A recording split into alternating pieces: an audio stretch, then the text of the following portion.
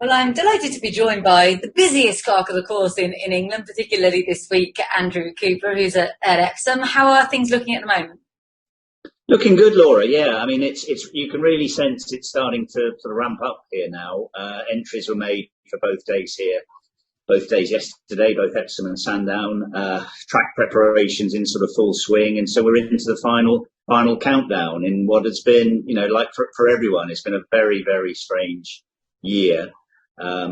Uncertainty for quite some time as to whether we'd ever be able to even race the Derby and Oaks at Epsom this year. But we managed to get that away with the approval of the local council. And we're all systems go for Saturday, and hugely looking forward to Sunday as well.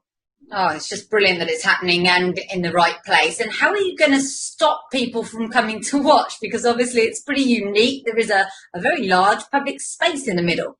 Some people think it's common land. It isn't common land. It is ultimately owned by the racecourse, and the public right is one of air and exercise any day of the year, and that's why people can normally walk out onto the downs free of charge any race day, including Derby Day. But the Act gave us the okay to maintain a race meeting by enclosing the element of the downs that needs to be enclosed in order to us to run safely behind closed doors. I don't know if you can see this map behind me. Yeah.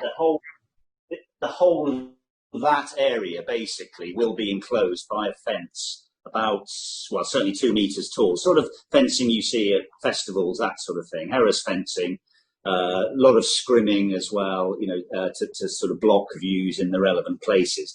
It's a massive operation. You're talking about 3 miles of fencing is actually going up as we speak, and that will be policed and stewarded on the day as well. And we're really hoping. We've tried to.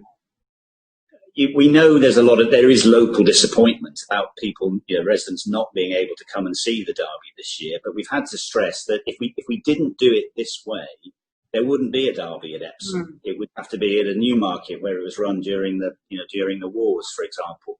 And even then, it would have to be behind closed doors. So if they don't cooperate with us, all they're doing is causing a nuisance, and they won't be able to see or get involved on the day, on the race, actually on the course. But there's a lot gone on behind the scenes in trying to make the at-home experience for everyone, including watching it on TV, listening to it on radio, as attractive and enjoyable as it can be. Well, we're very lucky. We'll be having it live on the channel, and you must be pretty happy with the field at the moment. It's going to be a big field and a pretty open-looking Derby. Yeah, I think so. I mean, the build-up, the programme, the preparation of these horses has been completely unique, hasn't it? None of them sort of could race really until June. Crammed in the odd trial, but not the normal trials. Challenges of foreign participation, European participation. But ultimately, it's ended up with a really interesting sort of list of 17 entries. As I say, the race closed yesterday. All the previous yearling entries, everything that had gone before for the 20 Derby was expunged, and all the entry fees refunded. So everything resorted to a 5-day closing. And I probably thought I thought we'd get probably between about 16 and 20 entries, something like that. I was hoping for. And we did. We got 17, a few less in the Oaks, but that's that type of race. And they've all paid £10,000 to enter at this stage, which is 2% of the total purse of £500,000 this year. And it's just a fascinating lineup of horses. There's actually nothing you could sort of put a line through and say, hasn't got a chance, because they're so little has been exposed with so many of these horses, in terms of their stamina, ground preferences. Their build-up has been so limited that a very select, potentially high-quality pool of horses are heading here on Saturday for what will be, I'm sure, will be an absolutely fascinating Derby. I'm sure it will be. And just looking at the conditions, what ground do you expect us to be racing on for this very unique Derby?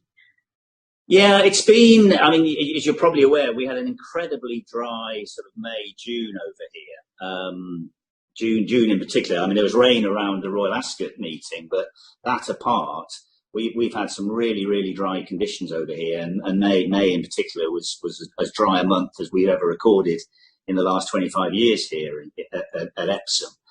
But the track was irrigated throughout that period. I'd say at the moment, if we were racing here, you'd be calling it just about good in going terms, probably just on the faster side of good. There's been a little bit of rain here this morning. We've had about 3 millimetres of rain this morning.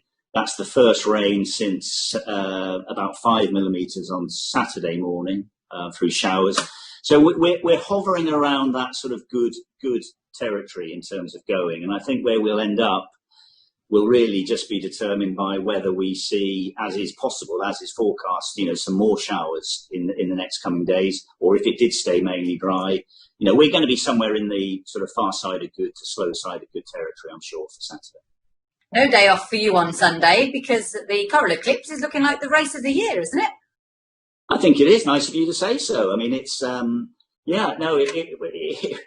we slightly gulped when this sort of fixture proposal just to have the Derby on the 4th of July and the Coral-Eclipse at Sandown on the 5th was mooted. But then we said, no, let's go for it. Let's do it. Because it's not only me. A lot of the head groundsman actually is the same across both courses. So from a grounds perspective, we are a sort of roving team between the two tracks.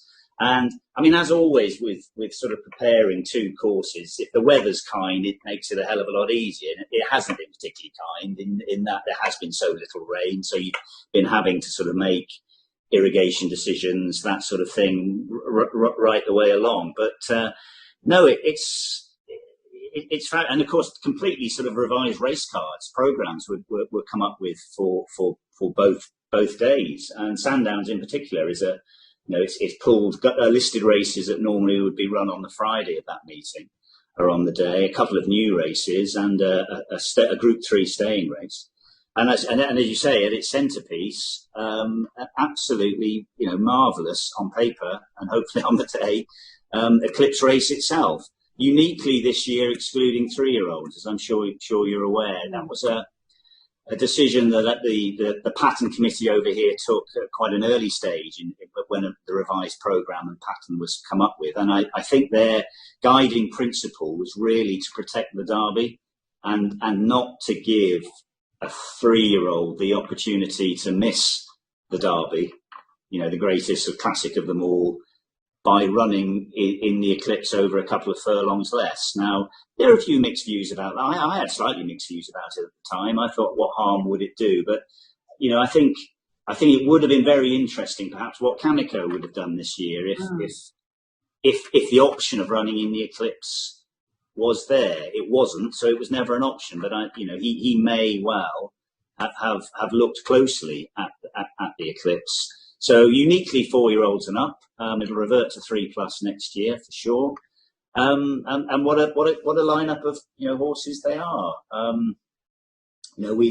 We've got to know and love the Deirdre team of late at Sandown. They've been down for a couple of visits. They came down and had a walk and brought Deirdre, I think is how they pronounce it, isn't it? Yeah. They say Deirdre. She came and had a little spin at Sandown a couple of weeks ago and seemed to handle the track okay. So great to see them involved. Great to see Japan, the horse, involved as well as the country, and the Queen and Abel's in there as well. So no, it's a red hot looking race, and let's hope most of them, if not all of them, stand their ground and we get a great Eclipse on Sunday afternoon. Oh, I'm sure we will. And just quickly, what does provision look like for owners at both tracks? Because you're going to be really the first major meetings to be testing this out. We are. There's a trial of the revised or the new owners' attendance protocol taking place tomorrow over here at Kempton and Southall, with the intention of it being rolled out on Saturday. And we're almost as we speak, Laura, we're sort of working through the detail of, in particular, where owners are going to be allowed to go and not go. And it is, I think by having seen the protocol, we're all thinking and everyone's saying it certainly is far from the normal owner's experience in terms of access to trainer, jockey, horse in the areas that they normally would experience access to those elements. You know, it's very much a question of being allowed to attend the day in limited numbers. You're fundamentally looking at two owners or their representatives per horse. And fundamentally, their day is to come here, go through a private entrance, watch the race from a sort of private room with very, very limited ability under the protocol to engage in the normal things that they otherwise would do. But this time a week ago, owners weren't allowed on course at all. So it's progress, and it's moving, you know, at a sensible and cautious direction to hopefully a wider presence further down the line. But so it's and possibly a slightly increased media attendance as well is now being starting to be introduced as well, which I think is good, because again, as far as media are concerned, we've thus far been limited to sort of two reporters and two photographers. Oh, I wish I could get on a plane. Many thanks for talking to us. We wish you all the best this weekend. Of course, the world will be watching you, and I'm sure it all goes smoothly. But many thanks for your time. Thanks, Laura.